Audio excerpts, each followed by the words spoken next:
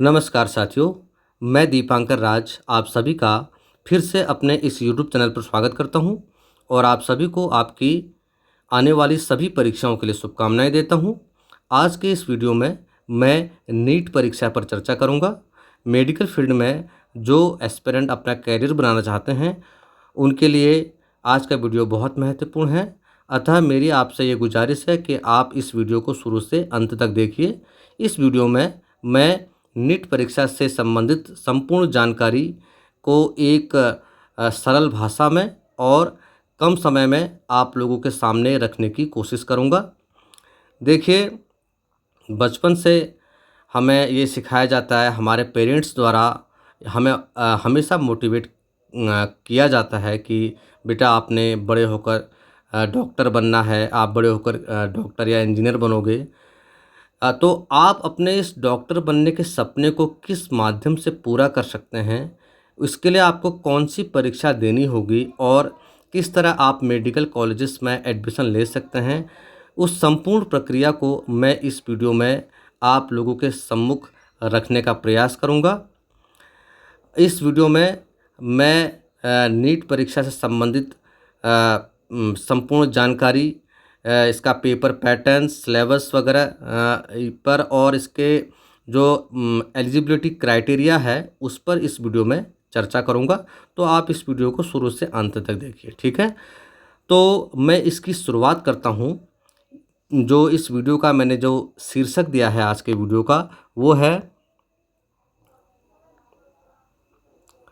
What is NEET exam.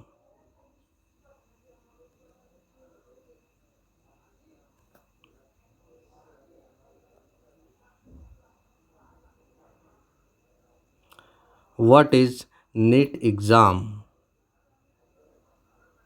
ठीक है। NEET परीक्षा क्या है?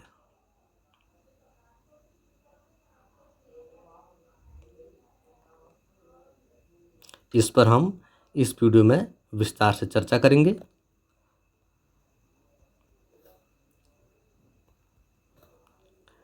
सबसे पहले देखिए, जो हमारे सामने नीट ये आ रहा है बार बार, NEET, इसका जो फुल फॉर्म है, इसकी जो फुल फॉर्म है वह है national eligibility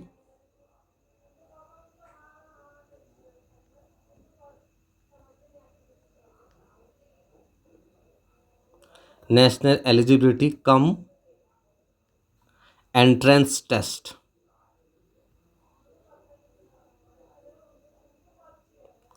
national eligibility cum entrance test, ठीक है। और इसे हिंदी में कहा जाता है राष्ट्रीय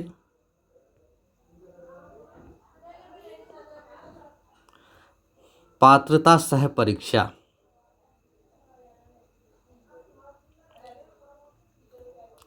राष्ट्रीय पात्रता सह परीक्षा, ठीक है। देखिए, पहले इस परीक्षा को किसी और नाम से जाना जाता था। तो फॉर्मरली या पहले इस परीक्षा को नीट के बजाय all India pre medical test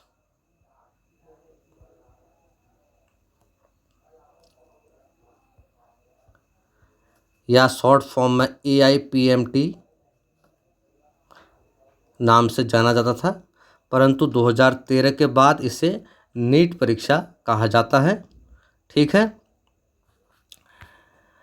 और इस परीक्षा के द्वारा आप मेडिकल कॉलेजेस में एडमिशन ले सकते हैं, ठीक है। आगे चलते हैं। अब देखिए, जो ये नीट परीक्षा है या जो इसे आप all India pre medical test आप इसे कह सकते हैं। तो ये क्या है? इसके through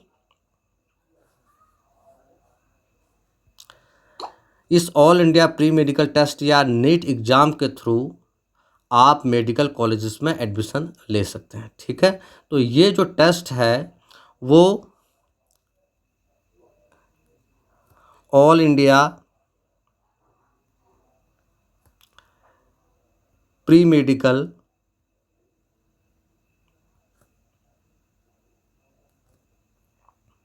entrance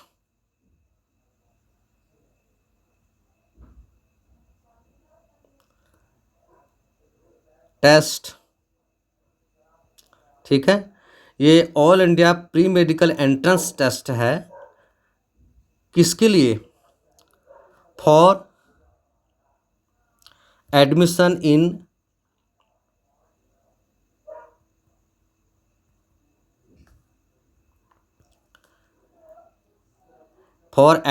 in under graduate courses और for admission in under graduate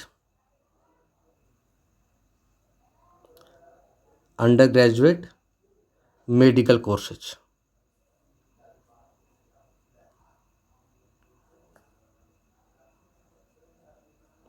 ठीक है, तो पहले इसे all India pre medical test कहा जाता था 2013 से पहले, और ये एक ऑल इंडिया लेवल पे एक भारतीय सरकार द्वारा कराया जाने वाला एक टेस्ट है, यानी all India pre medical entrance test है। किसके लिए? For admission in under graduate medical courses. ठीक है, अंडर ग्रेजुएट या स्नातक स्तर के जो मेडिकल कोर्सेज हैं उनमें प्रवेश के लिए ये परीक्षा कराई जाती है, और इसके through medical courses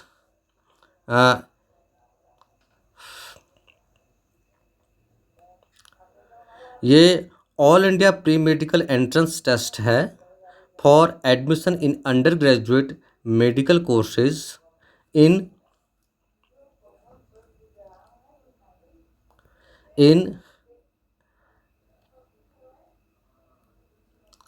government and private medical colleges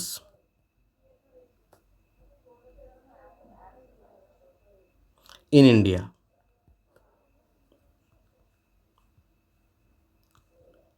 ठीक है, तो जो नीट एग्ज़ाम है ये एक all India pre medical entrance test है for the admission in under graduate medical courses in government and private medical colleges in India. ठीक है, यानी जो अंडर ग्रेजुएट मेडिकल फील्ड में जो अंडर ग्रेजुएट कोर्सेज हैं उनमें एडमिशन के लिए ही टेस्ट कराया जाता है, जिसके थ्रू गवर्नमेंट और प्राइवेट मेडिकल कॉलेजेस में एडमिशन दिया जाता है इन इंडिया। ठीक है, ये इंडिया लेवल पे ये टेस्ट कराया जाता है। ठीक है, आगे चलते हैं।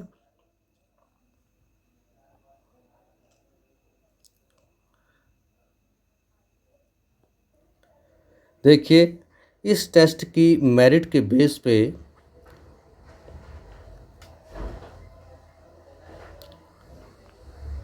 भारत के जो मेडिकल कॉलेजेस हैं उसमें मेडिकल कोर्सेज में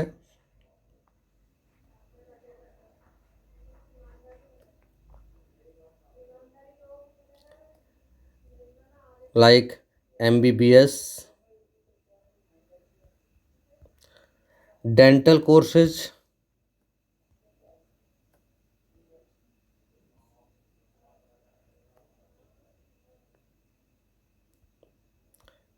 BDS, इसके अलावा आयुष,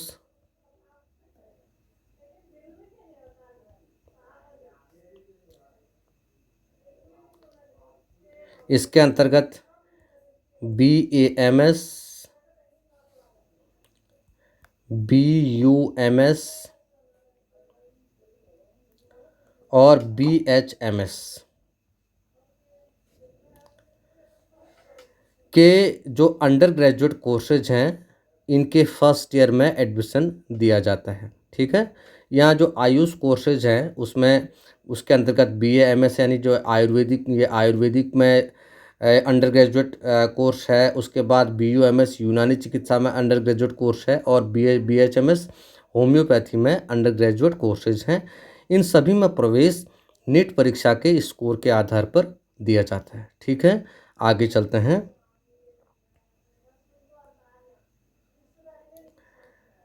अब देखिए, इस परीक्षा किसके निर्देशन में कराई जाती है? जो इसके डेवलपर या एडमिनिस्ट्रेटर हैं,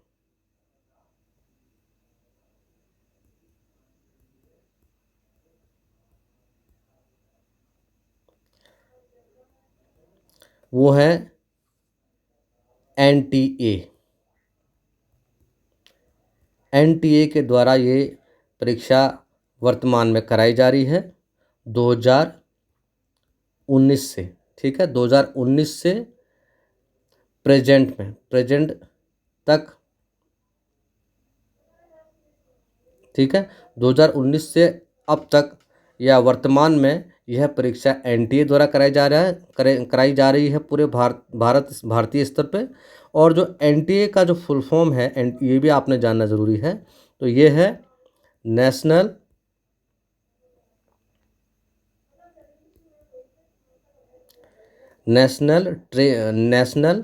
टेस्टिंग एजेंसी।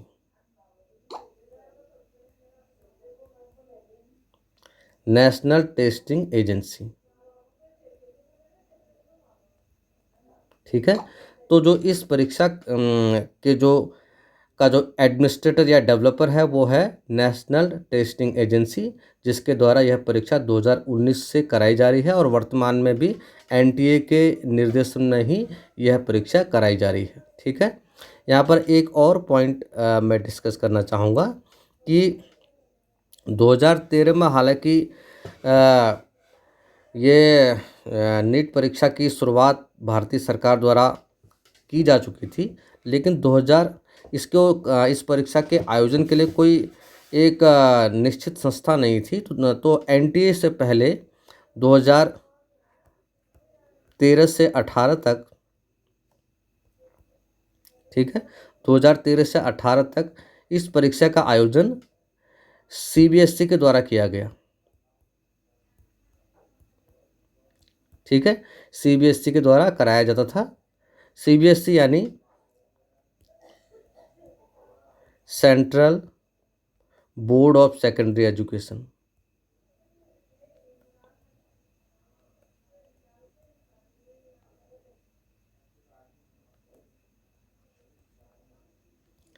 ठीक है, तो 2013 से 2018 तक CBSE के द्वारा इस परीक्षा का आयोजन किया जाता था, नीट परीक्षा का।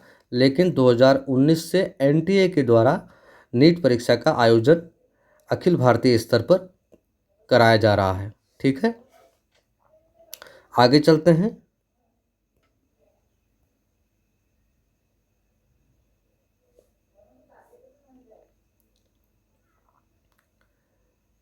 तो जैसे कि मैंने बताया है कि जो इसका स्टार्टिंग ईयर है 2013 यानी 2013 में इसकी शुरुआत हुई। ठीक है,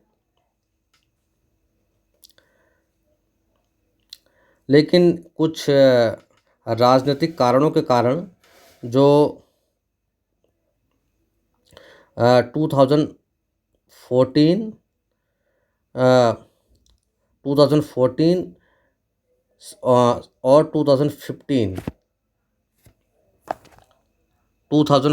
और 2015 में नीट के बजाय इसे AIPMT ही बोला गया। ठीक है, AIPMT इसके बाद जो कुछ पॉलिटिकल रीजन्स थे जिसके कारण 2013 में, जबकि नीट परीक्षा की शुरुआत हो चुकी थी, लेकिन पॉलिटिकल रीजन्स कुछ थे जिसके कारण 2014 तक 2015 में इस परीक्षा को AIPMT के द्वारा ही AIPMT नाम से ही जाना गया और AIPMT ही इसको कहा गया। ठीक है। अब आगे चलते हैं। अब देखो, ये जो परीक्षा है वो 1 साल में एक बार होती है, वंस अ ईयर। ठीक है। तो 1 साल में एक बार इस परीक्षा का आयोजन किया जाता है और आप इस परीक्षा में शामिल हो सकते हैं। ठीक है। यह परीक्षा जो है 1 साल में एक बार आयोजित होती है और इसके लिए पहले रजिस्ट्रेशन करवाना होता है। जो रजिस्ट्रेशन की प्रोसेस है वो लगभग अप्रैल से स्टार्ट हो जाती है। ठीक है। और ये मान के चलो कि लगभग जुलाई में इसका एग्ज़ाम होता है। ये अगर सब कुछ सामान्य रहा तब की कंडीशन है। जैसे कोरोना पीरियड में इस परीक्षा के जो आयोजन पर कुछ देरी हुई थी, कुछ विलम्ब हुआ था। ठीक है। और 2022 का जो एग्ज़ाम है उसकी जो रजिस्ट्रेशन की प्रोसेस है अप्रैल में स्टार्ट हो चुकी है और 17 जुलाई 2022 को इस परीक्षा की जो डेट है वो भी अनाउंस हो चुकी है। तो आपने उसी हिसाब से अपनी तैयारी करनी है। ठीक है। आगे चलते हैं।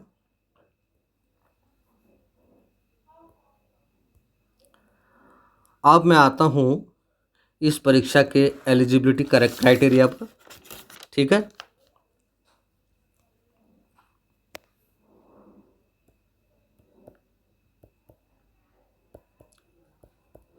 एलिजिबिलिटी क्राइटेरिया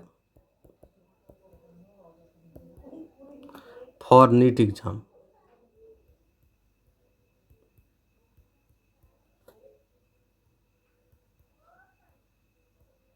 ठीक है। तो अब हम देखेंगे इसकी जो क्वालिफ़िकेशंस हैं, इसके लिए जो एलिजिबिलिटी है, इसके लिए जो योग्यता है वो क्या है, उस पर हम चर्चा करेंगे। ठीक है।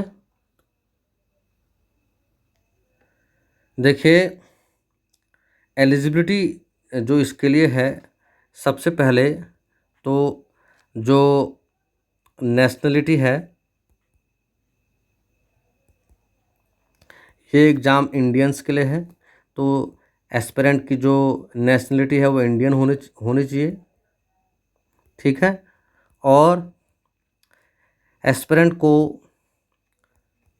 12th पास होना चाहिए with physics, chemistry and biology.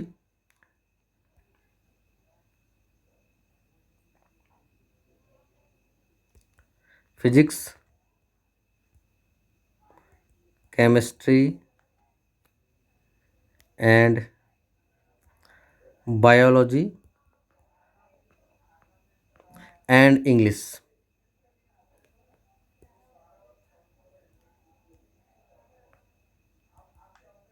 ठीक है। विथ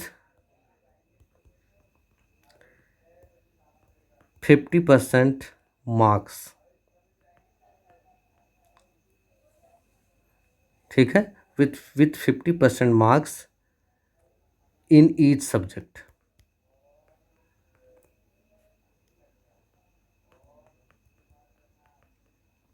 ठीक है। कि 50% तो उसका होना ही चाहिए, साथ में ईच सब्जेक्ट यानी प्रत्येक विषय में उसके 50% मार्क्स भी होने चाहिए। ठीक है। और ये जो क्राइटेरिया है वो जनरल कैंडिडेट के लिए है।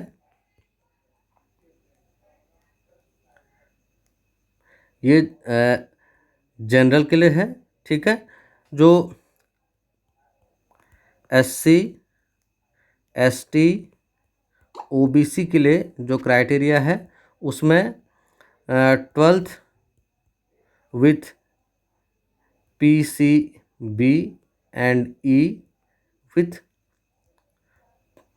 45%, 45% मार्क्स उसके होने चाहिए। ठीक है, ये SC ST OBC के लिए है।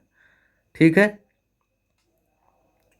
सॉरी, ये SC ST और OBC के लिए 40% मार्क्स होना चाहिए। ठीक है, 40% है, 45 नहीं, 40%। 40% SC ST OBC के लिए 12th फिजिक्स केमिस्ट्री बायोलॉजी और इंग्लिश के साथ में 40% मार्क्स होने चाहिए। ठीक है, आगे चलते हैं। अब इसमें कुछ कैटेगरीज हैं, उन पर भी हम चर्चा करते हैं। ठीक है, अब यहाँ जो अगर जनरल फिजिकली हैंडीकैप्ड, फिजिकली जो हैंडीकैप यानी विकलांग हैं,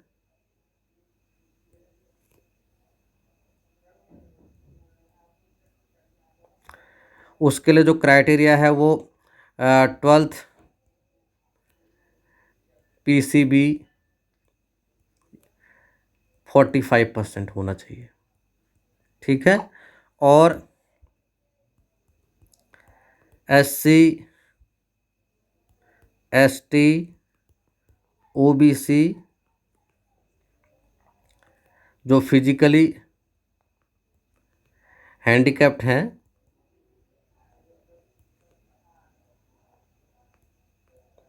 उसके लिए क्राइटेरिया है 12th PCBE with 40%।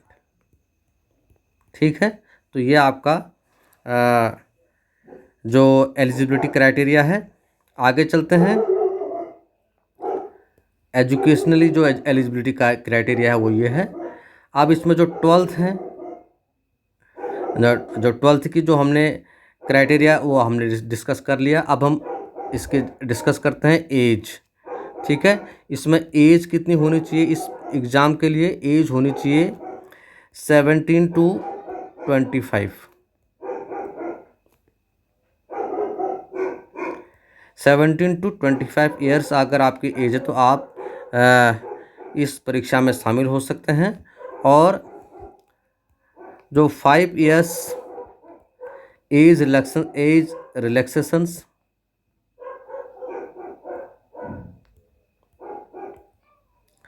For SC ST OBC। ठीक है, जो SC ST और OBC के लिए 5 साल की इसमें छूट है। ठीक है, आगे चलते हैं। अब मैं आता हूँ इसके एग्ज़ाम के लिए आप कितने अटैम्प्ट मिलते हैं। एग्ज़ाम जो अटैम्प्ट चांस है कि आप कितनी बार इस परीक्षा में बैठ सकते हैं।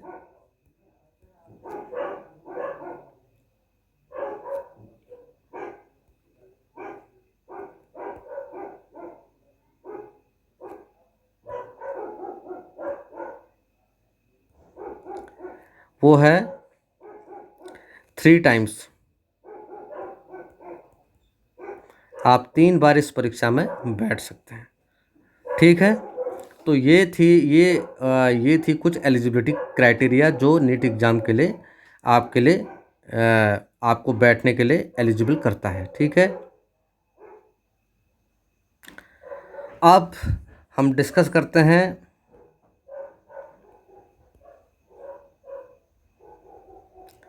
कि नीट यूजी में जो एग्ज़ाम होगा उसमें कौन कौन से सब्जेक्ट पूछे जाते हैं।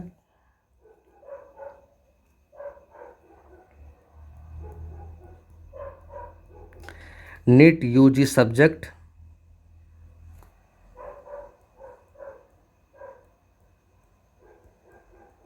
ठीक है, तो इसमें आपका जो पेपर होगा उसमें फिजिक्स, केमिस्ट्री,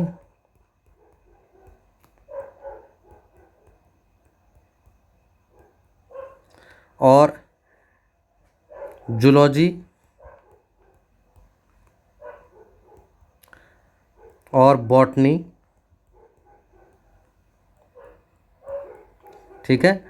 ये सब्जेक्ट नीट के पेपर में इन सब्जेक्ट से क्वेश्चन पूछे जाते हैं और जो ये 4 सब्जेक्ट्स हैं इन सब से इक्वल क्वेश्चन पूछे जाते हैं, यानी एटलीस्ट 45 क्वेश्चन एक सब्जेक्ट से पूछे जाते हैं, ठीक है। अब मैं क्वेश्चन पेपर पर चर्चा करता हूँ।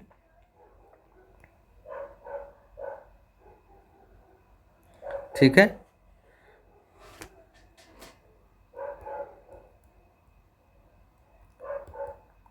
क्वेश्चन पेपर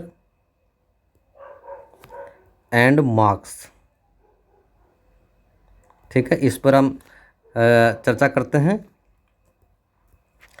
देखिए, ये सबसे पहले देखिए इसमें क्वेश्चन जो होते हैं वो एमसीक्यू होते हैं, यानी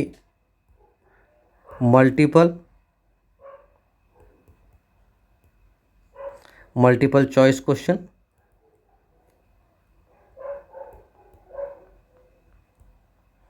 ठीक है। इसमें मल्टीपल टाइप क्वेश्चन पूछे जाते हैं और 45 क्वेश्चंस फ्रॉम ईच सब्जेक्ट,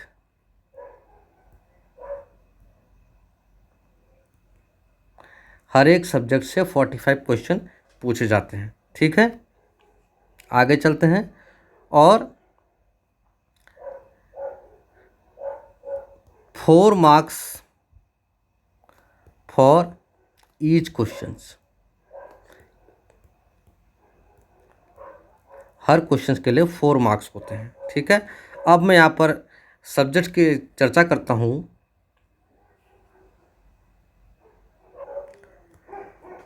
अब हम चर्चा करेंगे कि किस सब्जेक्ट से कितने क्वेश्चन पूछे जाते हैं, इस पर हम एक डेटा से चर्चा करेंगे। देखो मैं किस तरीके से इसकी चर्चा करता हूँ। देखिए, subject questions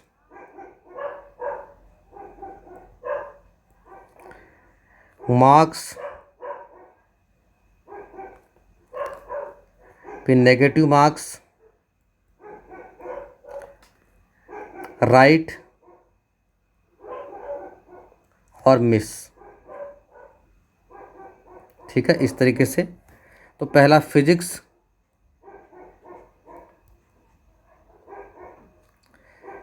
chemistry, zoology, botany, ठीक है। सभी के 45, सभी सब्जेक्ट से 45 क्वेश्चन पूछे जाते हैं, ठीक है। और यानी एक क्वेश्चन अगर 4 मार्क्स का है तो 45 4 जा ये होता है 180, तो हर सब्जेक्ट इसमें 180 मार्क्स का होता है, ठीक है। और इसमें जो नेगेटिव मार्किंग है वो -1 की होती है। अगर आपका एक क्वेश्चन गलत है तो आपको -1 मार्क्स नेगेटिव दिया जाएगा, ठीक है। और अगर क्वेश्चन आपका राइट है तो उसके लिए आपको 4 मार्क्स दिया जाएगा, ठीक है। और अगर आप क्वेश्चन छोड़ते हैं या मिस करते हैं तो उसके लिए 0 मार्क्स, ठीक है। तो इससे आपको समझ में आ गया होगा। अब देखिए, अगर हम इसका सम करें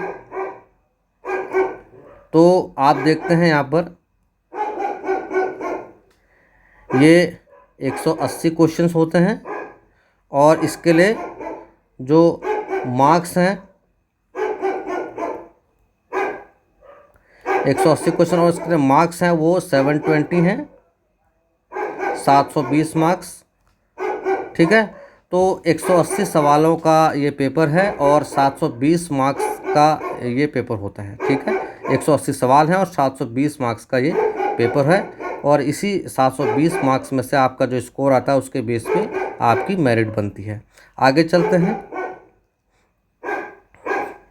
आप देखिए, यहाँ पर एक महत्वपूर्ण पॉइंट है टाइम। इसके लिए आपको इस परीक्षा के लिए टाइम कितना मिलता है, तो टाइम इसके लिए है 3 आवर।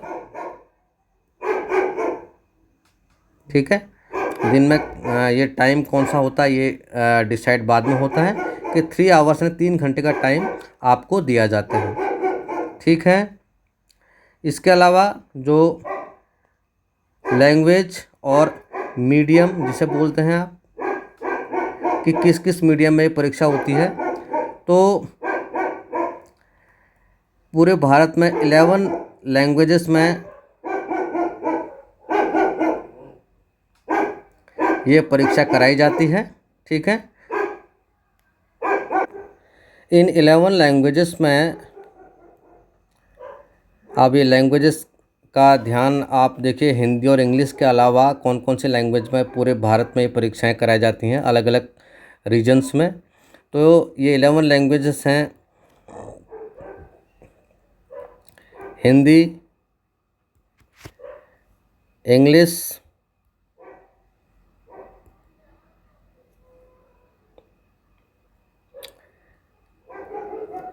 बंगाली, तेलुगु,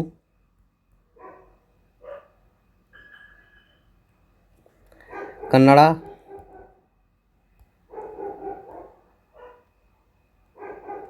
गुजराती,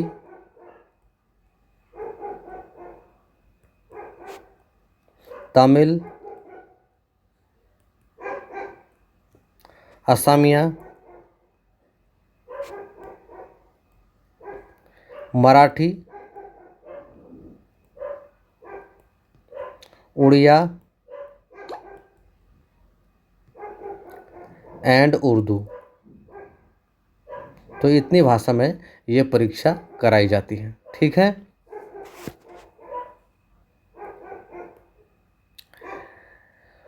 और नीट परीक्षा के जो स्कोर है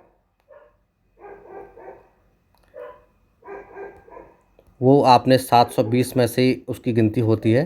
तो नीट परीक्षा का जो स्कोर है उसी के बेस पे आपको मेडिकल कॉलेज अलॉट किया जाता है। मेडिकल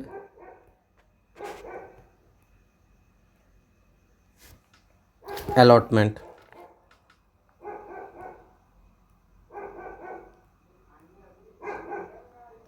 ठीक है, और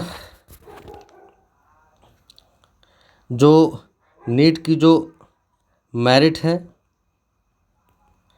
मेरिट के बाद काउंसलिंग के माध्यम से आपको ट्रेड यानी किस पाठ्यक्रम में आपने जाना है और प्लस कॉलेजेस का डिसाइड इसी मेरिट के बेस पे कराया जाता है। ठीक है, तो ये कुछ जानकारी मैंने इस वीडियो में दी है कि मैं उम्मीद करता हूँ कि ये आपके काम आएगी। अगले वीडियो में हम नीट के सिलेबस पर चर्चा करेंगे। ठीक है, कि आपको किस तरीके से पढ़ना चाहिए, और आप इस वीडियो को शुरू से अंत तक देखिए। और अगर मैं उम्मीद करता हूँ कि इस वीडियो में जो जानकारी मैंने दी है वो आपके लिए बहुत काम आएगी। अगर आपको ये वीडियो अच्छा लगता है तो आप इसे लाइक कीजिए, शेयर कीजिए और मेरे चैनल को सब्सक्राइब कीजिए, ताकि मैं जो भी वीडियो अपलोड करूँ वो आप तक तुरंत पहुँचे। और आपकी परीक्षा के लिए मैं आपको शुभकामनाएं देता हूँ। यहाँ मैंने कुछ पॉइंट ही डिस्कस किए हैं, आप इनमें एक रिवीजन सा देख सकते हैं। ठीक है, तो नीट परीक्षा के बारे में ये कुछ जानकारी मैंने आपके सामने रखी है। ठीक है,